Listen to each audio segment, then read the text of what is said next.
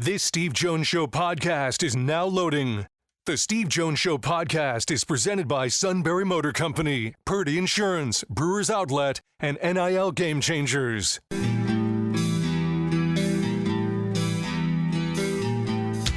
Bringing you an in-depth look at Penn State sports and more. This is the Steve Jones Show on News Radio 1070 WKOK. The Steve Jones Show is presented by NIL Game Changers, Sunbury Motor Company, Purdy Insurance, and Brewers Outlet. Now from the Sunbury Motors Studio, here's Steve Jones. Brewers Outlet time. That's right. Go to Brewers Outlet. Reagan Street in Sunbury, the beverage supermarket. Imports, domestics, microbrews, the best selection of beer anywhere. Wine coolers, water, soft drinks, snacks. They roast their peanuts fresh and hot every day. 6 great flavors of slushies, pickle bar, led by the barrels and the dills. Indeed, second to none.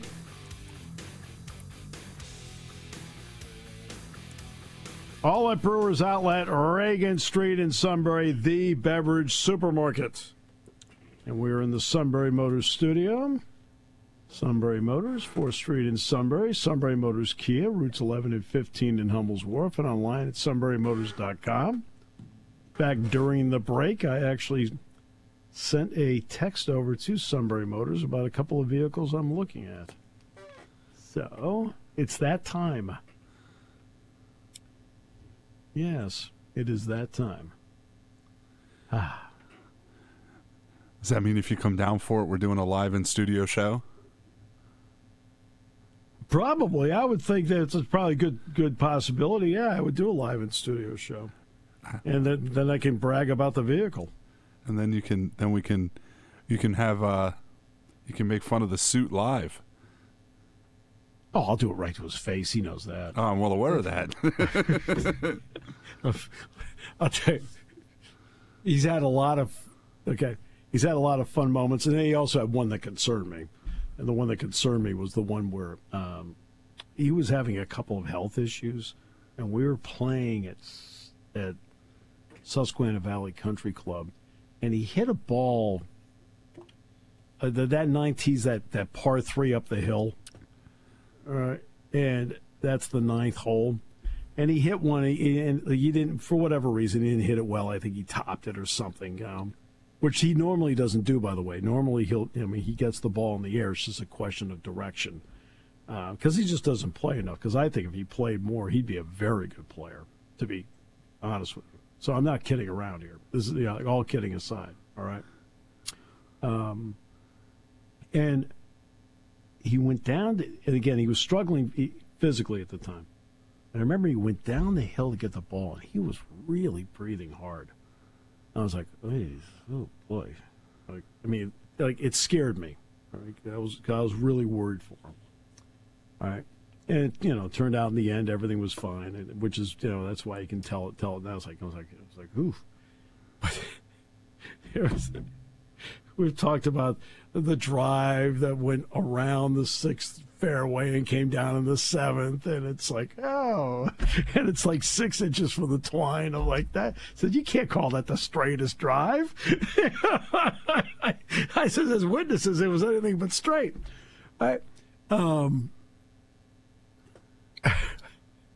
So we've had some crazy times, but the one that above all, and I told this story a couple months ago on the show, was we're out there and this big, dark cloud is moving up. And you can tell we're about to get poured on. And this is the one where it starts to rain, and he's in the cart. He's driving the cart. I'm a passenger in the cart. And it starts to rain, and I see lightning in the distance, and he pulls under a tree. I'm like, I looked at him and go, what are you doing? I said, so we have to get back to the clubhouse now. He said, I said, what are we doing? I said, there's lightning out there. I said, we're under a tree.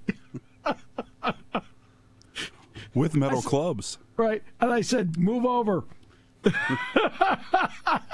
We switched seats. I hit it as hard as I could. We got back, and then it really poured, and then there's lightning all over the place. I said, do you see what I'm talking about? You can't be under the tree. Oh, yeah. Oh, that may have been the worst one. All right, so, okay, you're an Eagles fan? Seahawks. Seahawks fan. Okay, so who should the Seahawks pick based on draft position and what's available? I'm guessing if one of the centers gets there, it's probably the guy from Oregon. Okay. Because they lost both guards. They're looking. I think they're going interior offensive line. Okay.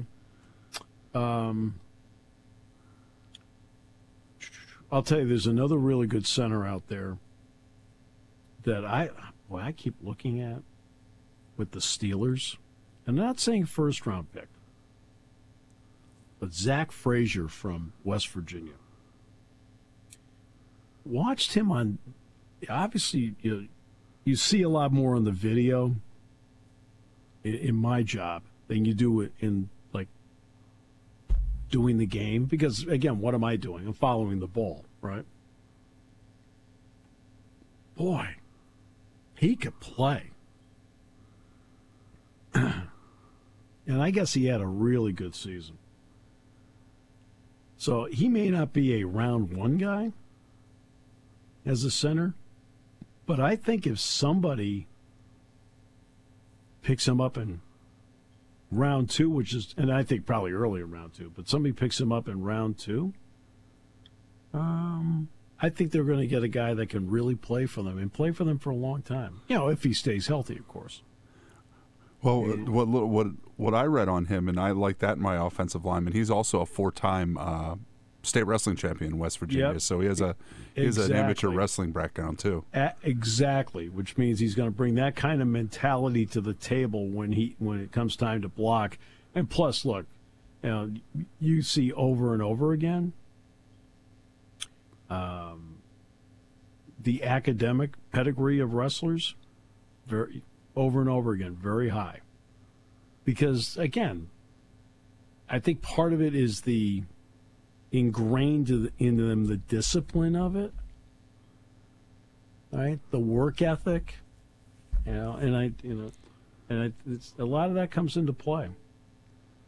The discipline at 14 not to have a cheeseburger to make sure you make weight has always been the most impressive part about it to me. What's interesting is that Jimmy Martin, who's now a doctor here in State College. Danville grad.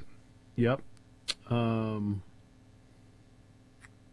The Center Daily Times did a piece with him about he's going into the Center County Hall of Fame and so forth, And he won the national championship and he has more wins. I believe Jimmy still has more wins than anybody in the history of Penn State wrestling, individually.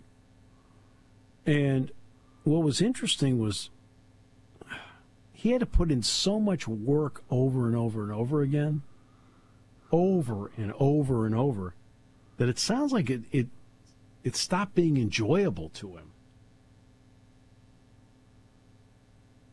And that you do worry about that.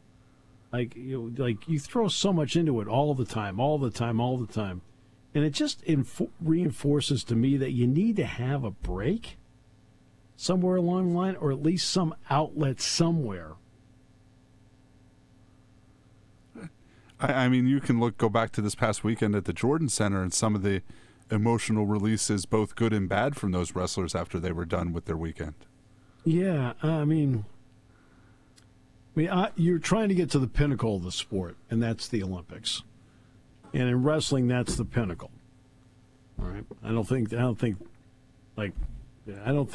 Patrick Mahomes is going to take part in the flag football 2028 Los Angeles Olympics competition. And I just.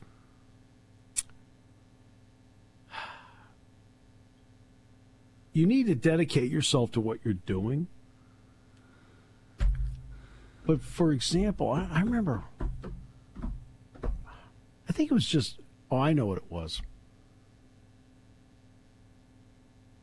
Penn State played a game at M&T Bank Stadium in Baltimore. By the way, what a great place to broadcast a game. Oh, my goodness. I can't say enough good things about it. And Penn State's going to play Maryland. And so Jack and I were down on the field before the game, and James was going on his pregame walk around the field.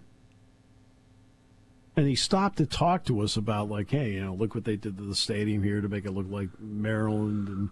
And, gee, I wonder if there's a couple of things we can do at Beaver Stadium, whatever. And I mentioned it on the show. And I had a couple of people say, see, that's the problem. He's concentrating on other things and not the game. You can't do that 24/7. You can't. Right? You have to have the ability to do a lot of different things. And I've always told everybody, if you're not ready for the game by Thursday, you are not going to be ready. It's what Joe told me over and over again, and I completely believe it. That's for all of us. That's for him, for the players, for the broadcasters, everything. If you're not ready for the game by Thursday, there's nothing you can do that's going to change Thursday night, Friday, Saturday morning. There's not going to be some magic thing that you come up with that's going to go, whoa, there we go. And I don't think people understand. I shouldn't say that's too general. I don't think there is a certain segment out there that gets that part. You need to have a release. And I'll give you an example. Mike Gesicki. Mike Gesicki, he played basketball, state player of the year, state championship, played football, obviously. But you know what sport he loved to play? Just for fun. He played on the men's volleyball team. It was fun for him. There are certain sports maybe you're not the best at, but you have a blast at it. And it's a great release. And I think we're seeing a lot of young people get involved in a sport early, and they lock in on a sport. And I've said this over and over again. I strongly recommend that you get involved in as many sports as possible just to find out one you actually really like. And maybe you're not the best at it, or you're very good at it, but you enjoy it. Okay. Because you need to have, you can't, I think the thought process is if you're locked in 24/7 on it all that time, you're going to be great at it. I think if you got an ability to have a little balance in your life and you understand when it is to train, how much to train, you can overtrain. You can overtrain. Now, you and I have never been accused of that, but I mean... Nobody has ever looked at me and gone, wow, you overtrain. Boy, you overtrain, man. Way to go, Steve. Way to go, Todd. Boy, maybe Steve and Todd, maybe you two guys ought to back off training. Nobody's ever accused us of that, brother. And, I always go back to this. Somebody like Jim Roth out at Southern Columbia, I think I've said this before, I don't think they practice an hour and a half a day. They get in, they get out. He tells the story a couple years ago, they won't, as they get later in the season, they don't practice as much, when you're playing 16 games a year, every year, like they do, you obviously learn some things. And he went into a practice before the basketball team played in the district final, and they played at noon on a Saturday, and they were still working on things at 6 o'clock on a Friday. And he tried to tell the young basketball coach at the time, why are you even here? Why aren't they home resting? What are you gonna teach them now, 15 hours before the game, that they didn't know yesterday? It's the rest is more important than the work sometimes. Yeah, there's no question. There's no question. And I realize that you feel like as an obligation, you have to give the players as much information as possible that you're not doing your job, right? Unless you give them everything. The question is, how much are they absorbing? There's always something about in coaching. It's not what I know. and I understand. It's what they know and they understand. I mean, coaches have lots of information and lots of knowledge. The question is, do the players absorb it? And right now we're getting into a generation that I think some coaches are going to have to learn how to, get that information out to them in a different way, just because kids learn a different way now. Well, I'll tell you exactly. I've given this lecture twice in the last month in my class, and there was a reason why I gave it to them. Because they'll come in, they're on their laptops, their phones, whatever. And I said, look, let's bottom line this here. I said, all of you think you are really good at multitasking. I said, I can tell you right now, you aren't.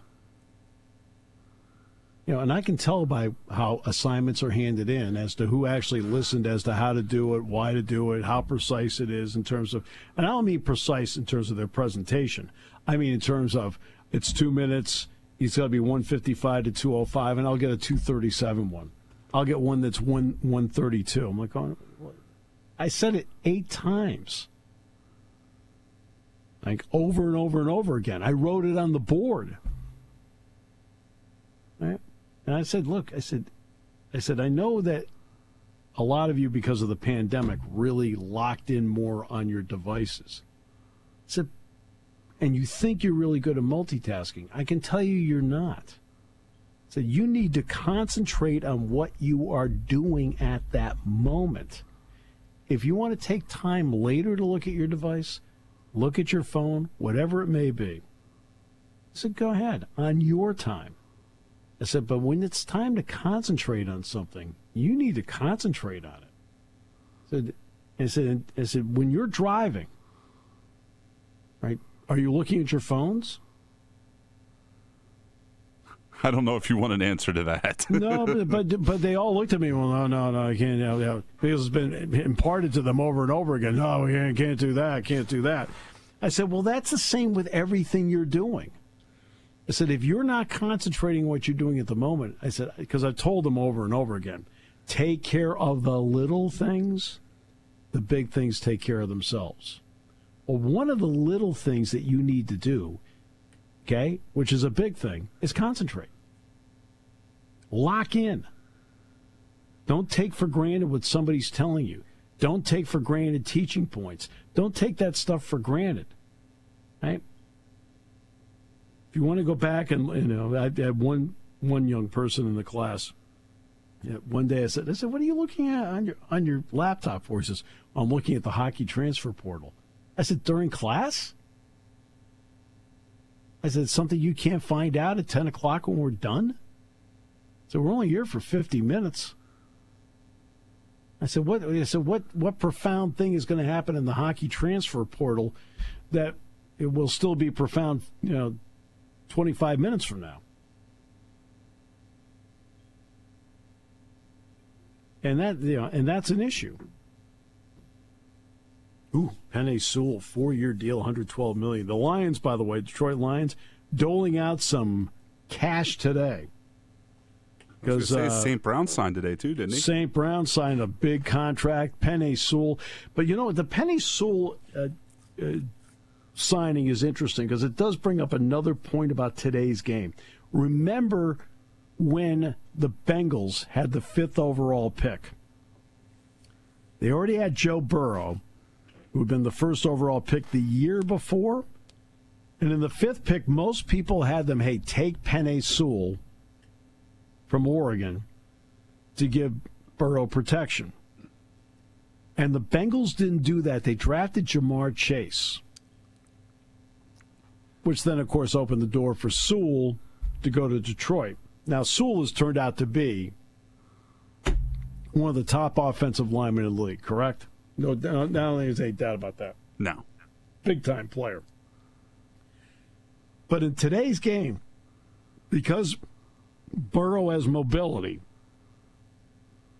getting the big play receiver helped put the Bengals into the Super Bowl. And those are the things that you have to weigh when you're drafting. Sewell is a great player. And he has played at a great level. He's come into the league. He's been a starter right away.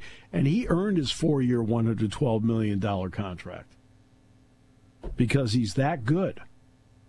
Right? But the Bengals went the opposite direction, and they went with the big playmaker with speed on the outside and chase, and it paid off for them because that's the way the game is designed today. Yeah, there's a reason why the game is so heavy on the pass game. And that's what you have to weigh now when you're looking at, especially some of the receivers in this draft, Neighbors, Williams, Odunze, right? Marvin Harrison Jr., even Worthy from Texas, who ran the 4.2 whatever.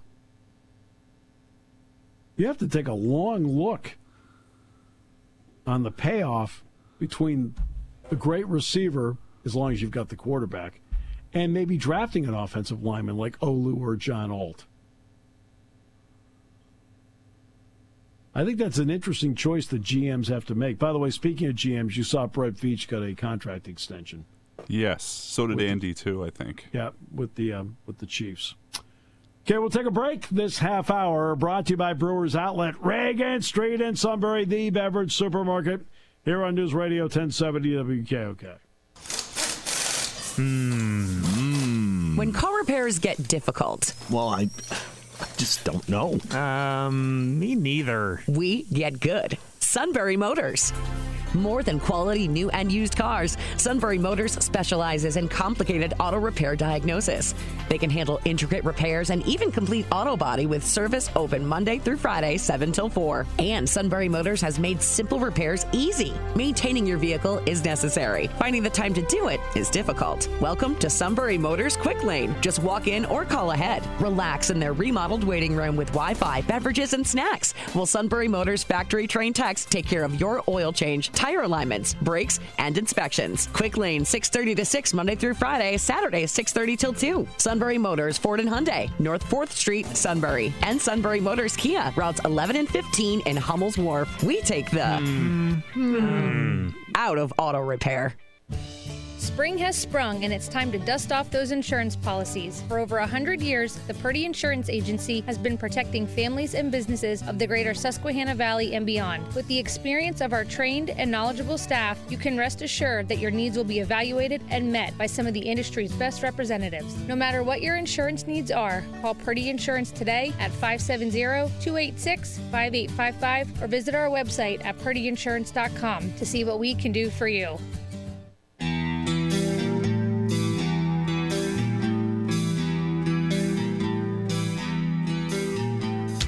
Bringing you an in-depth look at Penn State sports and more. This is the Steve Jones Show on News Radio 1070 WKOK. The Steve Jones Show is presented by Brewers Outlet, NIL Game Changers, Sunbury Motor Company, and Purdy Insurance. Now from the Sunbury Motor Studio, here's Steve Jones. And this half hour is brought to you by Purdy Insurance, Market Street in Sunbury. Go to purdyinsurance.com. Auto, home, life, business, boat, motorcycle, RV. They do a great job of making sure you're fully covered and saving you money. Both elements critical to their mission at Purdy Insurance. It's all about customer service. Purdy Insurance, Market Street in Sunbury. Go to purdyinsurance.com. Always great to talk to Gerry Dulac. And my friend, hey, welcome back. And before we get to the Steeler draft, which is going to be primary in all this, just your quick reaction to what we saw at the Masters.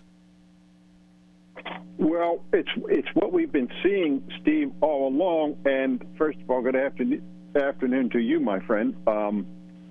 Scotty Scheffler dominance right now is just incredible when you are such a heavy betting favorite, the likes of which we haven't seen since Tiger Woods in his prime. Yep. And when you are that heavy a favorite and you come out and respond to it and win, that alone is impressive enough. But it's just part of what we're seeing. We saw it again on the weekend at the Heritage at Hilton Head. Mm-hmm. He does what he does. On Friday, shoots a respectable 2 under. on Thursday. Friday, he steps on the gas a little. Saturday, he jumps up into the lead, and then Sunday he closes it out. I mean, 4 wins and 5 starts, and the other was a second. Yeah. And it's matched really only by what Nelly Korda is doing on the LPGA Tour. I was about to bring that up. What Scottie Scheffler has been able to do, and he's such a good guy, a humble guy, and it's just a dominating stretch by him. And you know what? Good for him. Yeah, good for him. And I'm glad you brought up Nelly Korda, by the way, because again, what she's doing on the LPGA circuit, she's won 5 in a row. Just won the Chevron. 5 in a row. Yeah. I mean, and I saw the numbers today. And, the Masters ratings were down, which is what we've seen all year. Right. The ratings at the Hilton Head were down, and they said the ratings for the LPGA, now I didn't see them by comparison, but they said they were the highest for an event that they've had in a long time. And, we saw that obviously in the women's NCAA tournament with the numbers posted by Caitlin Clark and the games that she was in. Yeah. And you saw similar reactions, not as high, but similar reactions with Nelly Korda. And, obviously it's great for their sport. And I found myself, to be honest, watching more of that than I did of Hilton Head. But then again, part of that was because there was a rain delay, 2.5 hours in Hilton Head. But I was as much captivated by what she was trying to do than even what Scottie Scheffler was doing. So, it's very impressive to see. And part of that, of course, is star power, and the NFL is loaded with that. So the Steelers now get the opportunity to make more draft picks this time around. Gerry, give me an idea, and the audience an idea, of direction that the Steelers may go. And part of that, obviously, is based on your thoughts on the job Khan does, the job that the influence Mike Tomlin has. What do you think? Well, let's start with Thursday, Stephen. I don't think there's any question. I kind of learned this lesson a long time ago. I don't know so much it's a lesson, but this kind of directive, that there's a big difference between what you want and what you need. And what the Steelers need is a starting center. They might want a right tackle to eventually allow them to move Broderick Jones to left tackle. Dan Moore is going to be a free agent next year. They won't re-sign him. He'll actually go out on the free agent market, and he'll get a massive contract as an NFL left tackle who has started every game since his rookie season. So the Steelers might want a right tackle. That's nice, but they have 2 tackles, Dan Moore and Broderick Jones. They don't need a tackle, not right now. And they need a second receiver, but that's a second receiver. You need a starting center, and there aren't many of them out there. So if you're drafting 20 and you don't pick again till 52, I'm not sure any of the 3 centers are going to be there at 52. So you better take one at 20 if you have a grade on one at number 20, and I believe they do in the guy from Duke. And so to me, that's where you go on Thursday. Now, on Friday, if on Thursday you don't do that, then to me, I think you might see them trade up in the second round to try and get one of the centers they like. But the guy they probably like at that point will not be there. Right. So, that's what happens there, Steve. But on round 2, so if you're asking me, and I'm making the picks, and I think this is what you'll probably see them do, I would say it's going to be a center on the first round. And then in the second round, on Friday, you have the second and you have 2 picks in the third round. You're going to get a wide receiver for sure there, whether it's on the second round or the third round. You want a guy to pair with George Pickens. You might see them then try and take a tackle because there's a lot of them in the draft, but you also see them take a corner. So if you're a betting man and you're looking at 4 positions from which to pick, and you want to put up some 4-man parlay, you could go center, tackle, cornerback, and wide receiver, and probably hit 99% of the time. Right, exactly. And the center from Duke, I think the other one's from Oregon, and then there's Zach Frazier, locally from West Virginia. Right. I mean, those are really the 3 guys right there. Now it's a question of preference as to which direction you go in. And it's not like over the years, this franchise from Mansfield to Webster to Dawson to Pouncey. Right? Yeah, they have hit the jackpot on centers, and it's been the cornerstone of their offensive line traditionally. I think it's fair to say, right? Yeah, you're exactly right, and it has been said to me by someone in the organization who would know that Graham Barton, Zach Frazier, I'm confusing it too. Graham Barton is a generational type player. Yeah. Well, if that's what you think, then you take a generational type player. Those types of players are Pro Bowl players. Those guys are guys you build your line around for 10 years, like Marquise Pouncey. You took Marquise Pouncey at 18. There's nothing wrong with taking that type of player at 20 if you believe in him. And if he is what they think he is, then to me, why would you pass him up? You just wouldn't, because that is your number one need. They have starters at every position but center. And all they have on the roster right now are guys who are capable of being backups.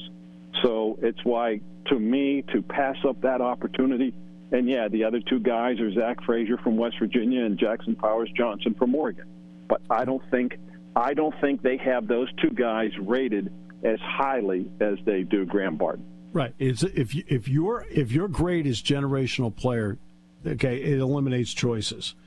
And as for the wide receiver part later in the draft, there are a lot of wide receivers in this draft. Right? So how important is a speed guy, because Pickens is on one side, or how important is dependability, in your opinion, opposite Pickens? George Pickens is their X-receiver. He's the outside, deep down the field guy. And so you want to kind of counter that with the Deontay Johnson type, a great route runner, middle of the field kind of guy who can go deep but who knows how to, get open in the middle of the field. Ideally, now this guy won't be there, but to me, the best fit for them as that guy to pair with George Pickens would be the kid from Washington, Rome Odunze. Oh, my goodness. He is that type of receiver, even more so than Marvin Harrison. I'm not saying he's better than Marvin Harrison, but he's that type of receiver, and he would be the perfect match for George Pickens. But he won't be there at number 20, and I don't think they'll pull the trigger on that. When you talk about the deep pool of receivers, that actually fuels the argument to take a center, because there's not a deep pool of centers. So you better get it while you can and not roll the dice that, well, maybe we'll get them on the second round. So, like I said, in order to do that, they would have to trade up in the second round, and also they would probably have to have all three centers ranked basically the same. But to me, that's rolling the dice when you don't need to do it, because there are other tackles, and again, you don't need a tackle, but there are enough wide receivers that you can you can find one, certainly on the second, for sure, on the second round, and probably even, I'm sure, even the third round. And we know the Steelers' history and success of history drafting wide receivers in third round or later. And it should be pointed out that when he's talking about like Harrison and Dunze, we're talking stylistically. Harrison is stylistically more like Pickens. Dunze isn't. Right. And that's what Gerry's talking about here. It's just having a different component out there instead of having two of the same, right? Exactly right. And so I'll be, they added a couple guys in free agency, but they're no more than what Allen Robinson was. Van Jefferson, who they kind of like, and then Kez Watkins from the Eagles. But they're not the type of guy that they figure is going to come in and be the number two guy. But I will also say this: I learned a long time ago, and even most recently, that I am not going to rule out the possibility of a draft day trade for a wide receiver. So I'm not saying it's going to happen. I'm not saying they're in negotiations with it. But I just from based on what I know, I would not rule out that possibility. Wouldn't put money on it, but I would not rule out the possibility. But again, philosophies change over time. I mean, the Steelers were a team that rarely, if ever, traded. Now, they traded up for Bush, and you and I both know it didn't quite work out. But it's not out of the realm of possibility with this particular leadership that they would do it. for Mike Tomlin, let's say it's center off the board. If Mike Tomlin in day 2, what kind of influence would he like to exert as to the positions he would like in rounds 2 and 3? Steve, I've always believed that Kevin Colbert and Mike Tomlin pretty much split it equally in terms of who had to say. I always believed it was 50-50. And by that, I mean both of them had to be in agreement. If one of those guys liked one player and the other guy wasn't sold on him, okay, they would find the next player that they agreed on.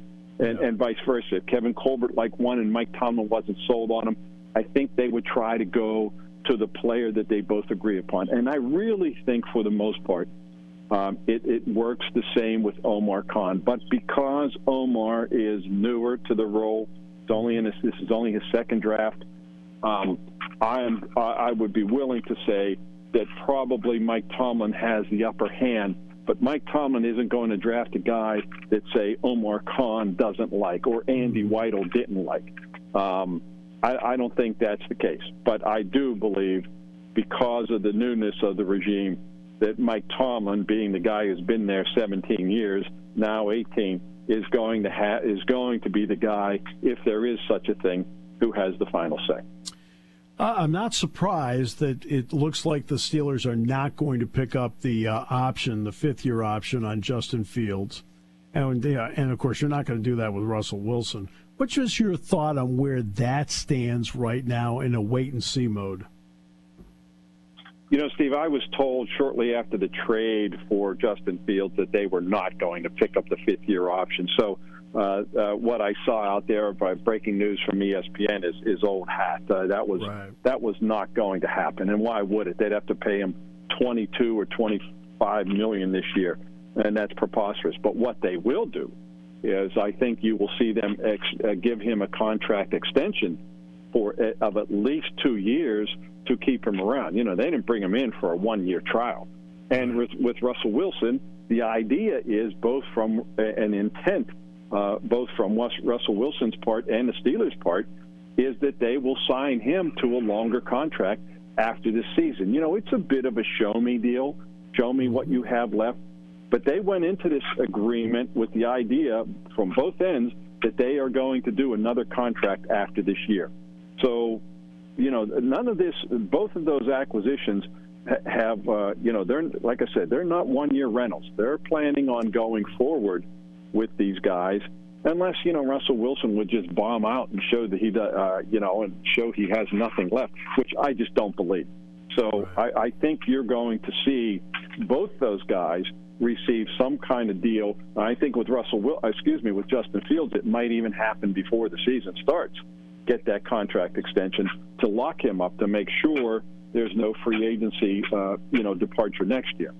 And then I think they'll work out the deal with Russell Wilson after the season. That is certainly the intent, as I said.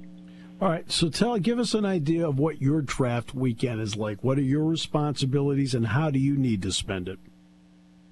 Well, I spend it very busy, Steve. I will tell you, I like to start the morning with maybe 9 holes of golf, but sometimes that's not always possible. But, I get there. The draft, for example, the draft will start 8 o'clock tomorrow, and I'll be on the air on the radio from 7 to 9 from the Steeler facility. And then once they make their pick, obviously, it gets a little busy. But it's only one pick, and so it's not too bad. We'll meet with Mike Tomlin and Omar Khan at the end of the first round to discuss the pick. The next day, the draft starts at 7. I go on the air at 6, and I will be on from 6 to 8 or even longer until the Steelers pick. And once the Steelers pick, then I go off the air. And then I'm busy. And so there'll be 3 picks that night. So that obviously will be a little bit more hectic, a second-round pick and 2 third-round picks. And then Saturday's just just a long day of by that point, Steve, I've had enough. At that point, you just want the draft to be over, because other than maybe the 4th round, you're taking a bunch of guys who, let's face it, you're rolling the dice, might not make it past training camp, and in which case, with all due respect, I don't have much interest in any of those guys.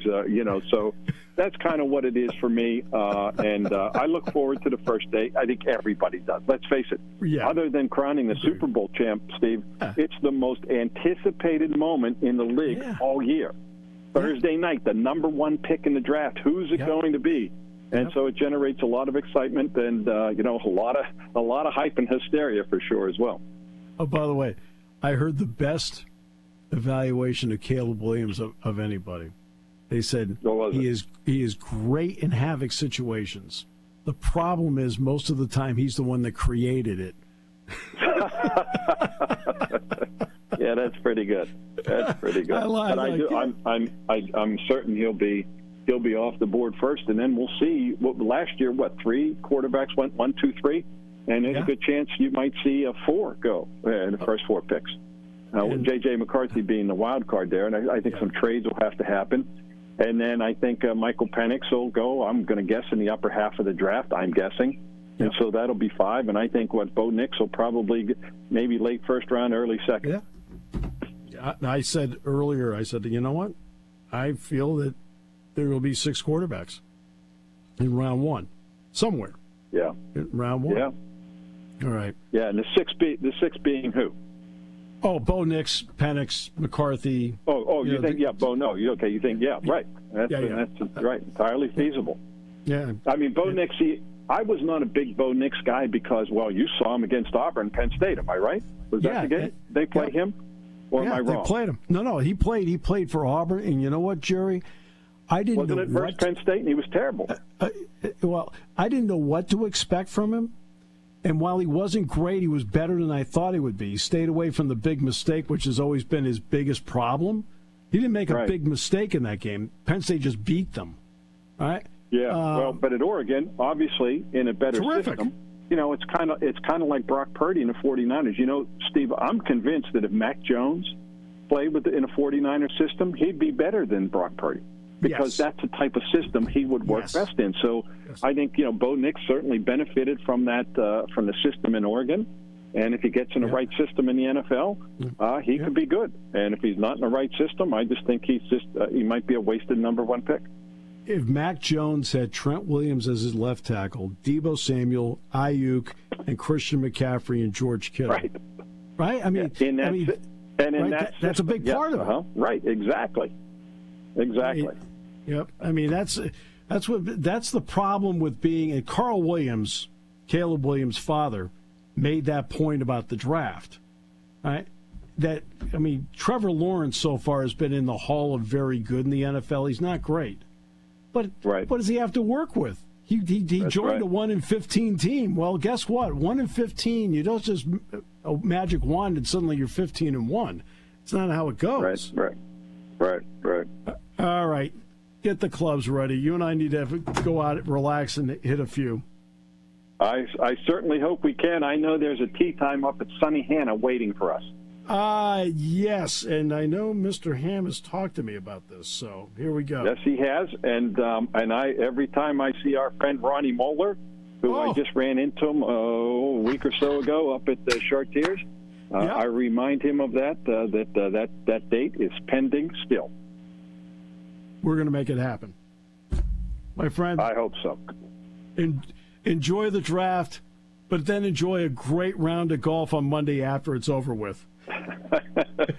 Steve, always good chat with you, my friend. I look forward to the next time. Thanks so much. Thanks, Gerry. You got it, brother. He is the best. He's the best. All right. We'll wrap it up in a moment here on News Radio 1070 WKOK.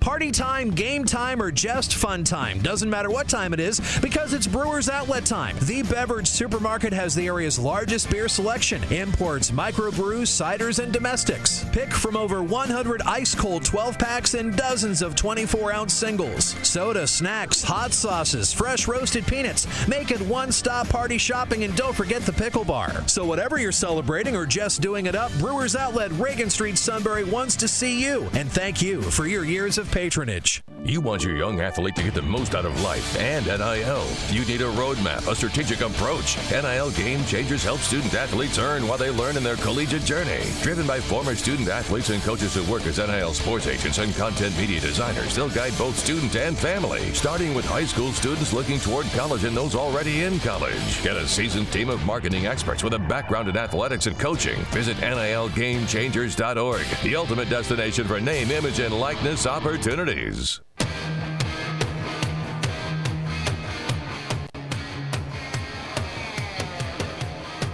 Well, what do you think? We'll have some fun, do a little mock draft tomorrow? Sure.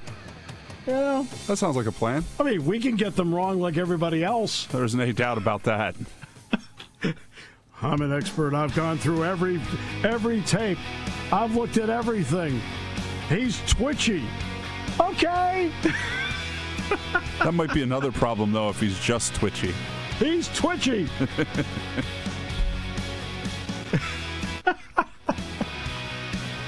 Oh, goodness gracious. Look, obviously these teams, like, you pour a lot of money into somebody. So let's take Detroit re-signing Penny Sewell today. They poured a lot of money into him. He's made it pay off so far. But when you're drafting somebody, especially this high, it's an investment. And that's why they have to look at everything.